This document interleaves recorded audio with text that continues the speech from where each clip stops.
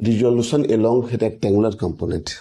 तो ये रिजोल्यूशन क्या होता है, वेक्टर को रिजोल्व करना क्या होता है, कंपोनेंट क्या होता है, इसके बारे में भी हम लोग देखने वाले हैं इस लेक्चर में। ठीक है, तो देखिए होता क्या है, अभी तक हम लोग जो पढ़े, ये कोई एक वेक्टर है, वेक्टर ऐसे है और दूसरा वेक्टर कुछ ऐसे दिया हुआ है ना। मान लेते ये वेक्टर कुछ 4 न्यूटन का है और ये 3 न्यूटन का है, दो फोर्स है 4 न्यूटन और 3 न्यूटन का।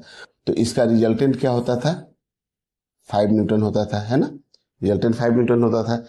कैसे निकालते थे, तो देखिए ये दोनों वेक्टर जो है, इन दोनों के बीच का एंगल कितना है, 90 डिग्री है। तो हम लोग क्या करते थे कि 3 का स्क्वायर और प्लस 4 का स्क्वायर का अंडर रूट किए तो ये आ जाता था 9 + 16 और इक्वल टू आ जाता था 25 और ये हो जाता था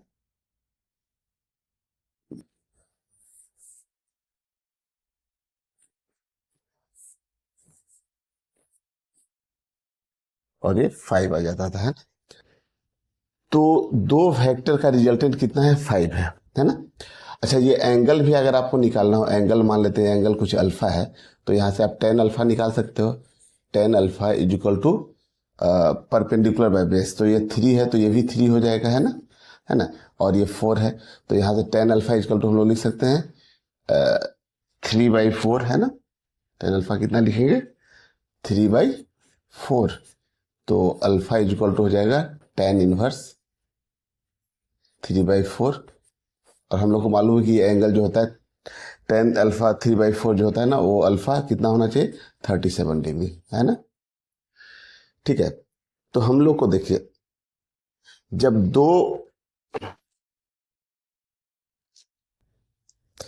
हम लोग को दो फोर्स दिए हुए थे, है ना, 3 न्यूटन और 4 न्यूटन के, तो इससे हम लोग इसका रिजल्टेंट निकाल दिए कि ये 5 न्यूटन है। तो एक तो ये चीज़ हम लोग फाइंड कर लिए, और दूसरा हम लोग ये एंगल फाइंड कर लेते हैं कि ये एंगल कितना होता है ना, कि जो रिजल्टेंट है वो इस 4 न्यूटन वाले से कितना एंगल बना रहा है ना। तो हम लोग को यहाँ पे पहले दो वैल्यू गिवन थी, है ना, ये 4 न्यूटन और ये 3 न्यूटन, और ये एंगल गिवन था कि ये दोनों के बीच का एंगल कितना है, 90 डिग्री है। ठीक है, तो इससे हम लोग रिजल्टेंट और ये एंगल फाइंड कर लेते थे। अब इसी चीज़ को आप उल्टा सोचिए कि अगर आपको ये एंगल दिया हुआ है ना, ये एंगल दिया हुआ है और ये रिजल्टेंट फोर्स दिया हुआ है, और उससे ये पूछा जा रहा है कि ये क्या होगा और ये क्या होगा, है ना। तो यही इसका हॉरिजेंटल कंपोनेंट होता है और ये वर्टिकल कंपोनेंट होता है। तो इसी फोर्स को हम लोग रिजॉल्व कर लिए हॉरिजेंटल और वर्टिकल डायरेक्शन में। तो जो रिजोल्यूशन लिखा हुआ है ना, इसका मीनिंग यही है, ठीक है ना, कि अगर कोई एक फोर्स है, इसको दो पार्ट में आपको रिजॉल्व करने का मतलब क्या है कि ये दो फोर्स आपको निकालना है यहाँ से, ठीक है ना, जिसका रिजल्टेंट ये हो। ठीक है, तो इसमें हम लोग यही सीखेंगे कि एक फोर्स दिया रहेगा, है ना, और ये एंगल दिया रहेगा। तो आपको ये इसका कंपोनेंट कहिए या रिजोल्व करना कहिए, है ना, ये दोनों एक ही चीज है। तो इस फोर्स का एक कंपोनेंट ये निकालना होता है और ये कंपोनेंट ये निकालना होता है। तो देखिए इसको हम लोग लिखते कैसे हैं, जैसे अगर इस डायरेक्शन में अगर फोर्स लग रहा है ना 4 न्यूटन, तो इसको हम लोग लिख लेते हैं 4I, और इस चीज को हम लोग लिख लेते हैं 3J, है ना। तो वेक्टर को इस तरह से IJ में रिप्रेजेंट किया जाता है। जैसे आप समझिए कि अगर ये एक फोर्स हो गया ना, इसे ये इसको अगर हम लोग I डायरेक्शन ले लेते हैं ना, इसको I डायरेक्शन, ये I हो गया, ये J हो गया और ये K हो गया, है ना। तो अगर मान लीजिए इधर कोई फोर्स लग रहा है 10 न्यूटन का, तो आप लिखेंगे क्या, 10I। अगर इधर लग रहा है कोई फोर्स लग रहा है 20 न्यूटन का, तो बोले 20J। इधर लग रहा है मान लीजिए कि 5 न्यूटन का, तो आप बोलेंगे इसको 5K। तो इस तरीके से हम लोग IJK में रिप्रेजेंट करते हैं वेक्टर को। कहीं ऐसे लिखा हुआ है वेक्टर आपका T plus 5J plus 3K, कुछ ऐसे लिखा हुआ है। इसका मतलब है कि आई वाले डायरेक्शन में, मतलब ये इसको एक्स डायरेक्शन को आई बोले हैं, तो इस डायरेक्शन में 2 न्यूटन का फोर्स लग रहा है। इस डायरेक्शन को जे बोले हैं तो 5 न्यूटन का लग रहा है। इस डायरेक्शन को के बोले हैं तो इधर 3 न्यूटन का फोर्स लग रहा है, ठीक है ना। तो इस तरीके से हम लोग किसी वेक्टर को रिप्रेजेंट करते हैं यहाँ पे, ठीक है। चलिए आगे देखते हैं। अब इसी का पहले हम लोग, ठीक है, रिजोल्यूशन इन 2 डायमेंशन, है ना। तो देखिए यहाँ पे आपको दिखाया गया है कि एक वेक्टर ए है और एंगल थीटा है। जो अभी हम लोग पिछले क्वेश्चन में देखे कि एक वेक्टर ए है और एंगल थीटा है, ठीक है। तो जैसे यही वेक्टर आपको दिया हुआ था, मान लेते हैं ये वेक्टर भी हम लोग एग्जांपल में क्या लिए थे कि ये 5 न्यूटन है ना, और ये एंगल 37 डिग्री है। ठीक है, तो अगर आपको ये वेक्टर दिया हुआ है क्वेश्चन में, अब आपका क्वेश्चन ऐसा है कि अगर कोई वेक्टर दिया हुआ है, इधर 5 न्यूटन है और इधर क्या है, इसका एक कंपोनेंट इधर और एक कंपोनेंट इधर निकालना है, जिन दोनों का रिजल्टेंट ये होगा, और ये एंगल दे दिया है 37 डिग्री।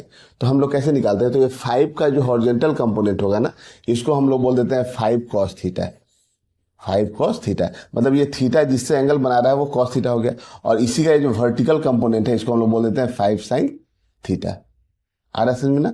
अब देखिए 5 और cos 37 है ना, तो cos 37 की वैल्यू यहाँ पे हम लोग रखते हैं, तो 5 और इंटू cos 37 हम लोग को मालूम है कि होता है 4/5। तो ये 5 से 5 कैंसिल हो गया, तो कितना आ गया, 4 आ गया। और यहाँ देखिए इसको हम लोग बोलेंगे कितना, 5 sin 37। ठीक है, तो 5 और इंटू sin 37 3/5, ये 5 से 5 कैंसिल हो गया, आ गया 3। और देखिए यही तो पिछले क्वेश्चन में था हम लोग का। ठीक है ना, यहाँ देखिए ये क्या निकल के आया था, 4 निकल के आया था, है ना, ये 4 था और ये 3 था, तो 4 और 3 का रिजल्टेंट 5 था। ठीक है ना, तो 5 का दो कंपोनेंट 4 और 3 यहाँ पे निकल कर आ गया है। देखिए एक 4 आया है और एक 3 आया है, ये चीज समझ में आ रहा है ना। तो इसी चीज को कंपोनेंट हम लोग कहते हैं, और यही रिजॉल्व करना होता है कि इस फोर्स को आप रिजॉल्व कीजिए हॉरिजॉन्टल डायरेक्शन में। इसको आप हॉरिजॉन्टल अगर बोल रहे हैं तो ये वर्टिकल हो जाएगा, तो हॉरिजॉन्टल और वर्टिकल में रिजॉल्व करिए, तो आपको दो वैल्यू यहाँ पे गिवन रहता है। ठीक है ना, दो वैल्यू आपको गिवन रहेगा यहाँ पे, एक तो ये रहेगा गिवन, ठीक है, और एक एंगल गिवन रहेगा, है ना। तो इससे आप कंपोनेंट निकालिएगा।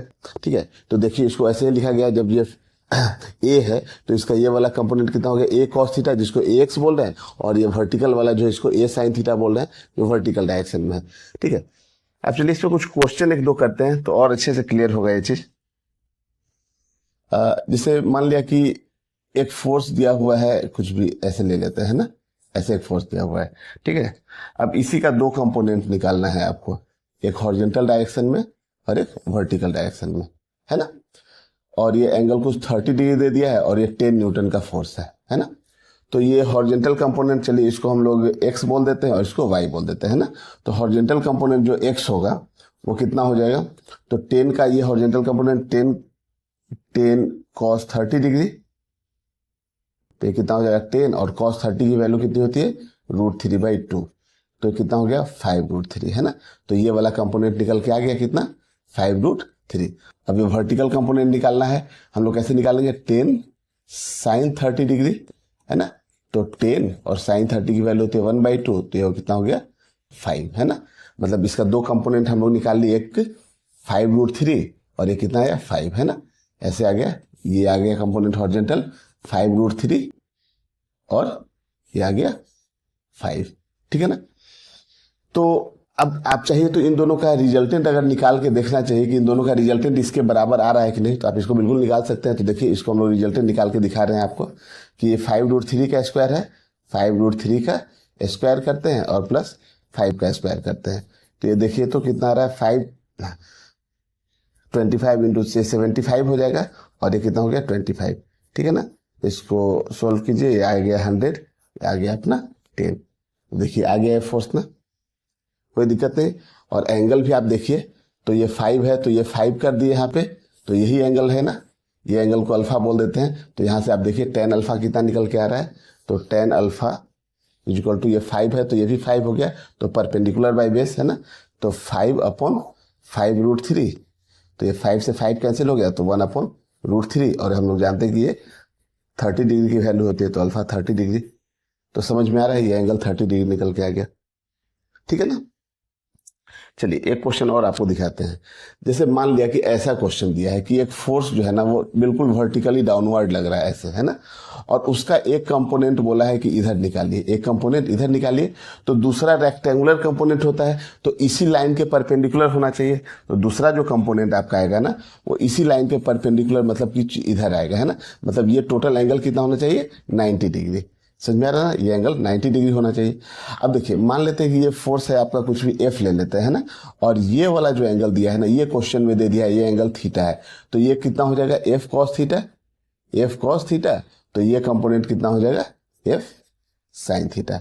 तो ये चीज समझ में आ रहा है कि जो कंपोनेंट हम लोग निकालते हैं, जो एफ कॉस थीटा जो होता है ना, वो जिससे एंगल थीटा बनता है वही होता है एफ कॉस थीटा, और इसी लाइन के जो परपेंडिकुलर वाला जो कंपोनेंट आएगा ना, इसको एफ साइन थीटा बोल देते हैं। अब जैसे इसकी कुछ भी वैल्यू आप ले लीजिए, ठीक है ना, तो आप वैल्यू यहाँ रखिएगा तो आप निकल के आ जाएगा। तो कोई जरूरी ऐसा नहीं है कि हम लोग इसका कि कोई फोर्स ऐसे ही दिया हुआ हॉरिजॉन्टल और वर्टिकल आपको ऐसे कंपोनेंट पूछ रहा है ना, ये कहीं भी फोर्स दिया रह सकता है। और किसी एक लाइन के अलॉन्ग जब आपको दे दिया हो तो दूसरा जो लाइन आएगा ना, एक लाइन अगर ये दे दिया है, ठीक है, तो दूसरा इसके परपेंडिकुलर ही आएगा, है ना, मतलब कि ये वाला जो एंगल होना चाहिए 90 डिग्री होना चाहिए, ठीक है।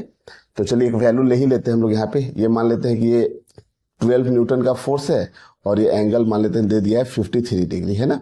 तो आप लोग पहले इसको ट्राई कीजिए खुद से। चलिए इसके बाद मैं बताता हूं आपको यहाँ। तो देखिए ये 12 है और cos 53 की वैल्यू होती है 3/5, है ना। तो यहां से कितना आ गया 36/5, है ना। तो इसको हम लोग 7.2 लिखेंगे।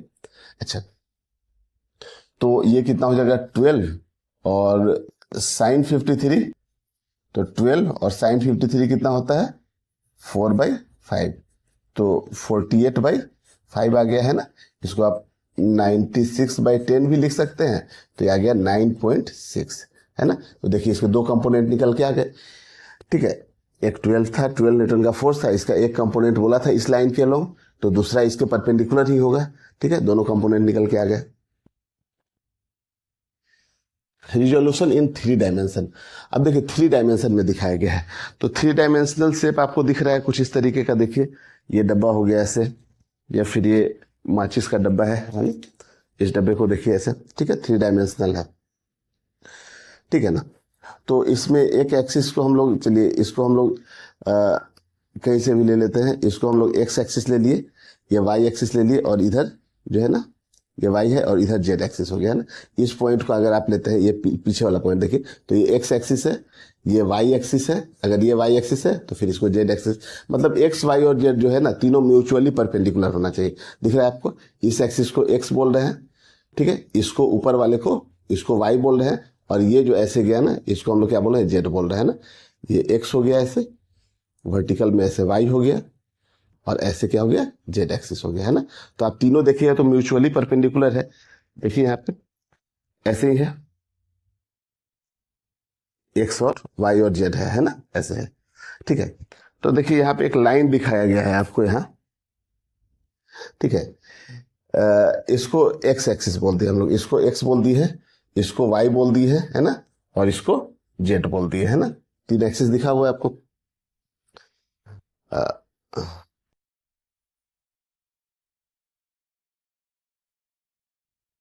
ठीक है, अब एक वेक्टर है ए, ठीक है, यहां देखिए A vector A in component along X Y and Z axis, है ना। उसका हम लोग का कंपोनेंट अब एक्स वाई और जेड में निकाला है ना। अभी हम लोग 2 डायमेंशन में देखे थे, अब यहाँ 3 डायमेंशन में।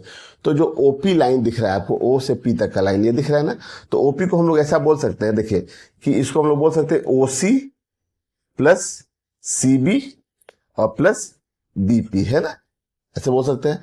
तो पहले ओपी को हम लोग बोल रहे हैं ओबी, मतलब ओ से बी, ये वाला लाइन दिख रहा है ना, ओ से बी ये लाइन ओबी, और प्लस ये वाला बीपी, है ना, प्लस का बीपी, ये लाइन ये वेक्टर और प्लस ये vector is equal to OP हो गया। अब इसी को देखिए, इस वेक्टर को हम लोग क्या कर रहे हैं ना, कि पहले बोल रहे हैं कि ये है ओसी है ना, ओसी जिसको हम लोग क्या बोल रहे हैं एजेड एक्स, एजेड के, है ना, ये के डायरेक्शन में है, और ये हो गया सीबी हो गया, है ना। तो इतना प्लस इतना, है ना, ओसी प्लस सीबी को हम लोग ओबी बोल सकते हैं ना, ठीक है। तो देखिए ओबी के जगह पे हम लोग लिख लिए क्या, ओसी प्लस सीबी और प्लस बीपी है। तो ओबी देखिए क्या है, ओबी ही एजेड है ना, इसका जेड एक्सिस में जो कंपोनेंट है, तो एजेड प्लस ए एक्स, है ना, एजेड और प्लस ए एक्स, ये समझ में आ रहा है ना। ये एक्स है तो ये एक्स हो गया, ठीक है, और प्लस ए वाई, ये ए वाई है तो ये ए वाई हो गया, है ना, ठीक है ना। तो इसको हम लोग इस तरीके से लिख सकते हैं, है ना, कोई दिक्कत नहीं है। अब देखिए हम लोग रिजल्टेंट अभी कैसे निकाले, कि जैसे अगर 2 वेक्टर ऐसे था, अगर एक्स में था और इधर वाई में था, है ना, तो अगर ये x में था तो इसको ax अगर बोले और इसको ay बोले तो हम लोग ये रिजल्टेंट क्या लिख रहे थे, a इक्वल टू ax का स्क्वायर और प्लस ay का स्क्वायर का अंडर रूट। तो इसी तरह से 3 डायमेंशन में है तो ax का स्क्वायर प्लस ay का स्क्वायर प्लस az का स्क्वायर। और इस तरह से हम लोग ax को जो लिखते हैं ना, ax क्या होता है, तो ax इसी a का कंपोनेंट होता है और ay इसी का एक कंपोनेंट होता है वर्टिकल में, ठीक है ना। और एंगल अगर ये अल्फा है तो हम लोग ये इसको हम लोग a cos अल्फा बोल देते हैं ना, x को a cos अल्फा बोलते हैं। तो इसी तरह से a cos अल्फा आएगा। अगर y से कुछ एंगल बीटा बना रहा है, अगर ये एंगल बीटा है तो a cos बीटा होगा यहाँ पे, ठीक है। इसलिए जेड एक्सिस से अगर कुछ गामा एंगल बना रहा है तो इसको हम लोग इतना लिखेंगे, ठीक है।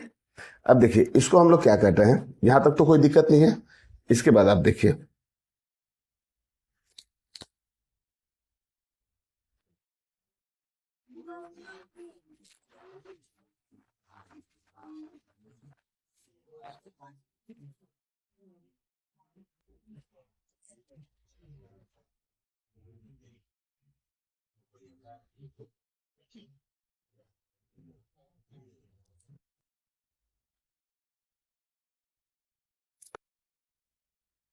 अब यहां से देखिए a इज इक्वल टू लिखा हुआ है अंडर रूट में ax का स्क्वायर, यहां से देखिए ये वाला लाइन लिख रहे हैं हम लोग, ax का स्क्वायर प्लस ay का स्क्वायर और प्लस az का स्क्वायर, है ना। अब यहां से x की वैल्यू आप पुट कर लीजिए, ay की वैल्यू और az की वैल्यू पुट कर लीजिए यहाँ पे। तो देखिए a इज इक्वल टू हम लोग ऐसा लिख सकते हैं, x की जगह देखिए क्या लिखा हुआ है, a cos अल्फा है ना, तो a cos अल्फा का स्क्वायर करते हैं प्लस ay की जगह पे देखिए a cos बीटा है ना, तो a cos बीटा का स्क्वायर कीजिए प्लस a cos गामा का स्क्वायर कीजिए, ठीक है ना। तो इसको हम लोग ऐसा लिख सकते हैं कि a square cos square alpha plus a square cos square beta plus a square cos square gamma, है ना। यहां से आप अंदर a स्क्वायर कॉमन ले लीजिए, तो जब आप a स्क्वायर कॉमन ले लेंगे तो आप देखिए क्या बच रहा है आपके पास, a स्क्वायर ये cos square alpha plus cos square beta और प्लस cos स्क्वायर गामा, यहां a है,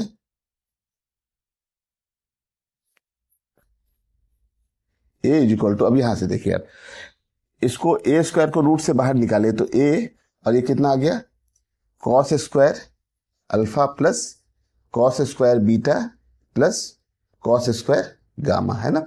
अब ये a से a कैंसिल हो गया, तो अब यहां से देखिए कितना आ रहा है, 1 इज इक्वल टू आ जाएगा इतना अंडर रूट में cos square alpha plus cos square beta और प्लस cos स्क्वायर गामा।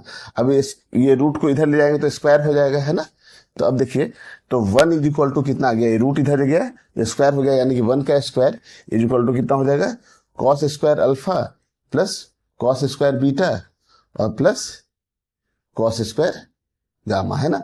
यानी कि आपको देखिए 1 का स्क्वायर तो 1 ही रहेगा, यानी कि cos square alpha plus cos square beta और plus cos square gamma is equal to 1, ठीक है।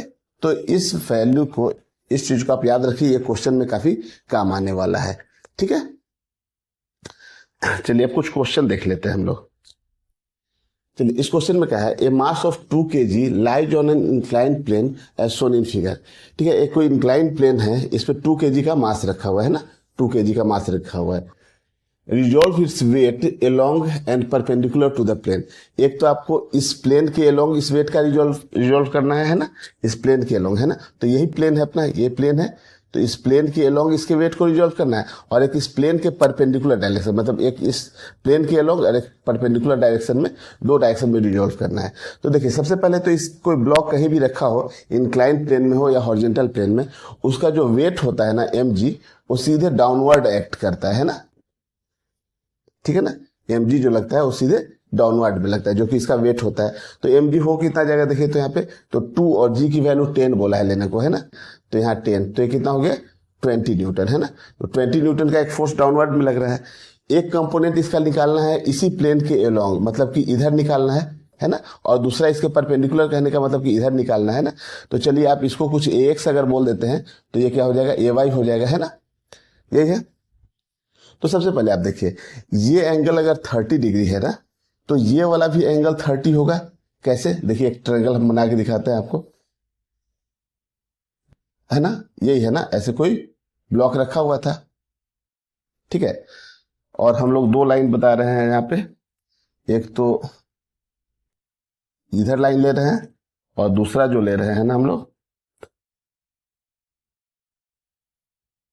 इसी के परपेंडिकुलर यही ले रहे हैं ना, यही दो कंपोनेंट बोल रहे हैं ना, इसको हम लोग एक्स बोले हैं, इसको ए एक्स बोल लेते हैं, और ये क्या हो गया, ए वाई हो गया, है ना।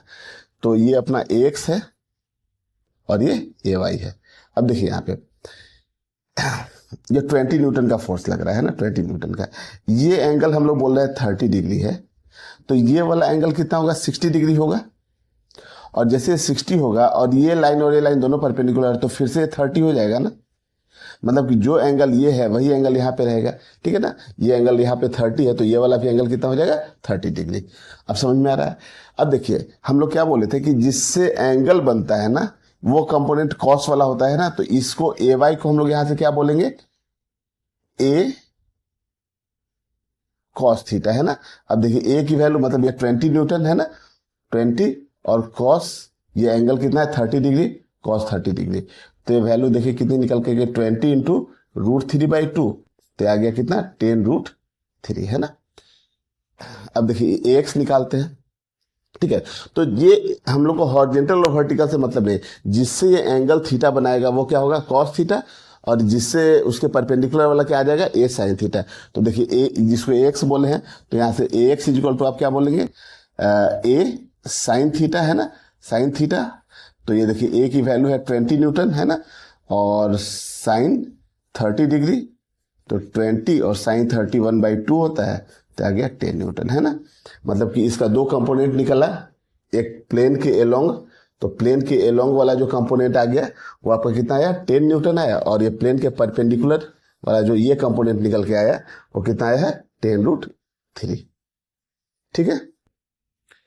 चलिए नेक्स्ट क्वेश्चन देखिए। इस क्वेश्चन में क्या है कि एक वेक्टर है i + 2j - 3k, when a factor b is added to A, एक b फैक्टर को a में हम लोग ऐड कर रहे हैं, और बोला है कि we get a unit vector along X axis. Unit vector along X axis का मतलब क्या होता है, unit vector along X axis, along X axis का मतलब आई डायरेक्शन में, ठीक है ना, और यूनिट वेक्टर का मतलब मैग्नीट्यूड 1। तो unit vector along X axis का मीनिंग होता है क्या, 1i, ठीक है, या सिंपली इसको आप i भी लिख सकते हैं, ठीक है। अब बोला है find the value of b, ठीक है। तो देखो आप बोला क्या गया है कि एक वेक्टर a है, उसमें b जोड़ने के बाद क्या मिल रहा है हम लोग को, unit vector along X axis, है ना। तो देखिए एक वेक्टर a है, इसमें हम लोग कोई वेक्टर b को ऐड किए, और हम लोग को रिजल्ट क्या मिला, unit vector along X axis मतलब i, है ना। तो देखिए a वेक्टर को यहां पहले आप लिखिए, तो i + 2j और -3k, यही है। और इसमें कोई बी फैक्टर है जो कि हम लोग को फाइंड करना है ना, कितना होगा, इजिकल टू आई है ना। अब देखिए यहाँ प्लस का आई है, यहाँ भी प्लस का आई कैंसिल हो गया, तो यहाँ से बी फैक्टर क्या निकल के आ गया, ये इधर जाएगा तो माइनस का हो, तो माइनस का 2j और प्लस का 3k आ गया यहाँ तक, है ना, ठीक है। तो यही बी फैक्टर निकल के आ गया अपना, है ना। तो यही पूछा गया था कि बी फैक्टर कितना होगा, और यहाँ साथ में ये भी पूछा है कि ऑल्सो फाइंड द मैग्नीट्यूड, इसी का मैग्नीट्यूड। तो मैग्नीट्यूड निकाला तो हम लोग पिछले क्लास में सीखे हुए कैसे निकालते हैं, तो कोई बी वेक्टर ऐसे दिया है, ठीक है, तो इसका मैग्नीट्यूड निकालना है, तो मतलब जो आई का कोफिशिएंट है उसका स्क्वायर, जे का कोफिशिएंट है उसका स्क्वायर, और के का कोफिशिएंट है उसका स्क्वायर को हम लोग ऐड कर लेते हैं ना। तो देखिए यहाँ पे हम लोग को आई तो है नहीं, तो -2 का स्क्वायर है ना, जो जे का कोफिशिएंट कितना है, -2, तो इतने का स्क्वायर, और प्लस के का कोफिशिएंट कितना है, 3 है, तो 3 का स्क्वायर, है ना। तो -2 का स्क्वायर कितना हो जाएगा, 4, और 3 का स्क्वायर कितना हो जाएगा, 9, है ना। तो कितना आ गया, √13, ठीक है। तो ये जो मैग्नीट्यूड पूछा था, तो मैग्नीट्यूड की वैल्यू आ गई √13, ठीक है, और वो वेक्टर पूछा था, तो वेक्टर ये होगा, तो ये दो आंसर इसका आ गया। तो अब हम लोग नेक्स्ट लेक्चर में जो है वो डॉट प्रोडक्ट और क्रॉस प्रोडक्ट पढ़ेंगे, ठीक है। तो पहले इसके पहले हम लोग इसके कुछ और जो क्वेश्चंस हैं, है ना, उसको हम लोग थोड़ा प्रैक्टिस करेंगे। उसके बाद वाला जो लेक्चर आएगा, लेक्चर नंबर 5, ठीक है, उसमें हम लोग आगे के थ्योरी को डिस्कस करेंगे।